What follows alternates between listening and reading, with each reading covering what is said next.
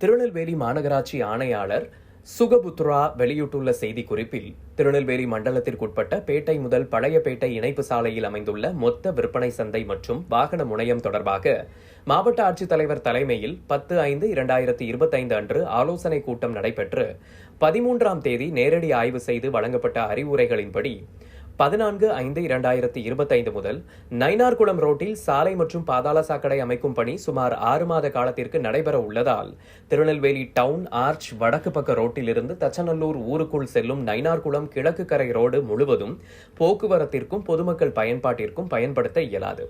எனவே நயினார்குளம் நெல்லை காய்கறி மார்க்கெட்டுக்கு வரும் கனரக வாகனங்கள் மற்றும் இதர வியாபாரத்திற்கும் பயன்பாட்டிற்கும் வரும் கனரக வாகனங்கள், மினி லாரிகள் பழையபேட்டையில் உள்ள வாகன முனையத்திற்கு கொண்டு சென்று நிறுத்திக் கொள்ள தெரிவிக்கப்படுகின்றது.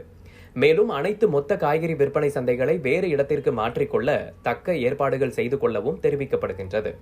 மேலும் உரிய நடைமுறைகளை பின்பற்றி பழையபேட்டையில் உள்ள மொத்த விற்பனை சந்தை கடைகளை மொத்த காய்கறி விற்பனைக்கு வியாபாரிகளும் விவசாயிகளும் பயன்படுத்திக் கொள்ளவும் தெரிவித்துள்ளார்.